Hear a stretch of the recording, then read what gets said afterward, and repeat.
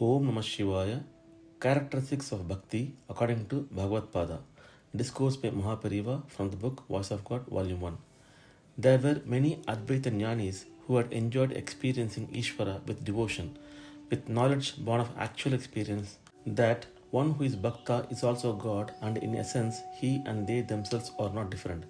Madhusudana Saraswati, Appaya Dikshidhar, Sadashiva Brahmendra, Bhagavan Nama Bodhendra, and others who were great jnanis had practiced bhakti in this manner only.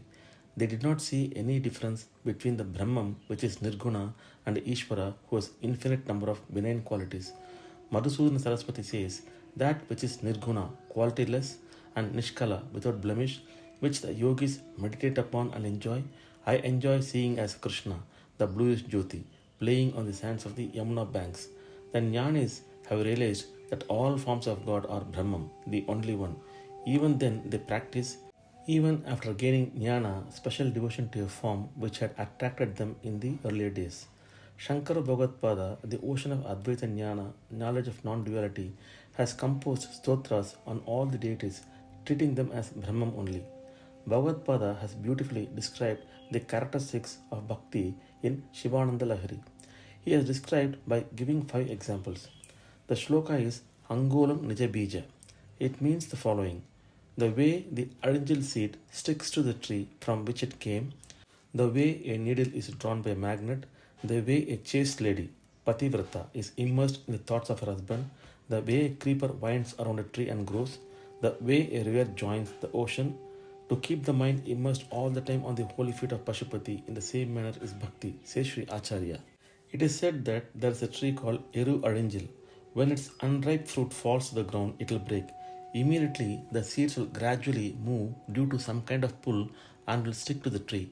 It is also said that after sticking to the tree, the seed will disappear into the tree from which it had come. We who have got separated from Bhagavan should in the same manner keep moving towards him and at the end stick to him and become one with him. The next example is that of the needle that gets drawn towards the magnet. By this example, he shows that just as the needle that joins the magnet also gets magnetic properties and draws towards it other iron articles, the Bhakta will also get the power and qualities of Bhagavan. The next example is that of the Pativrata, the chaste lady. From this, we learn that just as a chaste lady's thoughts, talk, activities, and all else are centered around the husband, our mind, speech, activities, and all else shall be about Bhagavan. In the Mula Shloka, he refers to Pati, husband, as Vibhu.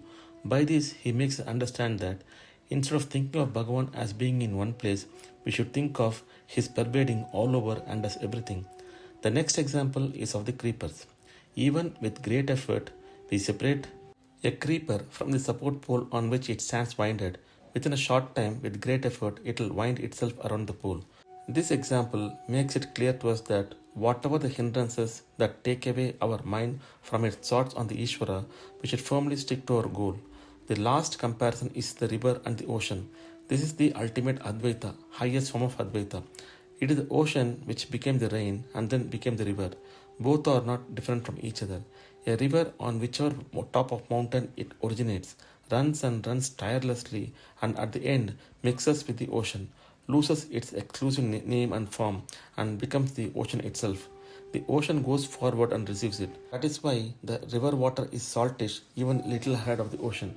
In the same way, if we practice true bhakti, Bhagavan, who is the ocean of mercy, will come forward, admit us to his good grace and make us himself. Although we begin practicing devotion on commercial lines, seeking wealth and fame, because of the special nature of the Bhagavan's qualities, we will gradually attain the maturity to show devotion to him for his sake.